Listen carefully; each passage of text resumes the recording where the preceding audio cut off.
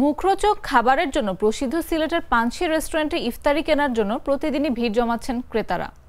Beef আলু pakora, chicken shashlik, chicken drumstick, fish kebab, বেগুনি, পেঁয়াজু, আলুর চপ, জিলাপি সহ বাহারি রকমের মুখরোচক খাবারের পসরা সাজানো হয়েছে সামনের সারিতে।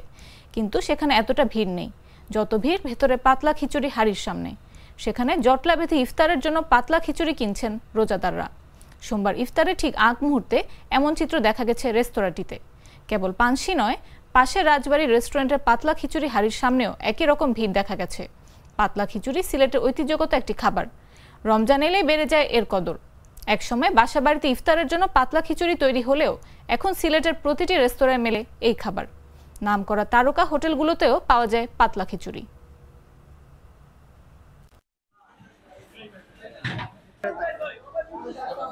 জি 150 থেকে 200। আর পাতলা খিচুড়ি যে প্রাসঙ্গিক বিষয়টা আপনার বলেন, এটা আসলে একটি তরল জাতীয় খাবার। অনেক সময় পুষ্টিকর সবজি মিশ্রিত করে কিন্তু একটা পাতলা খিচুড়ি তৈরি করা হয়। সাধারণত মানুষের সারাদিন রোজা রাখার পর যে আপনার তরল জাতীয় খাবার খাওয়ার পরে আমার মনে হয়, আমার ব্যক্তিগত অভিমত, এটা একটা স্বস্তি ফিল করে মানুষের হয়তো মনে রাখবে। সেটার জন্য কিন্তু আমার ব্যক্তিগত ধারণা যে সিলেটবাসী অথবা রোজাদার যারা তাদের নিশ্চয়ই এটার জন্য কিন্তু ইফতার আগ মুহূর্তে কিন্তু পাতলা খিচুড়ির গুরুত্বটা বেশি।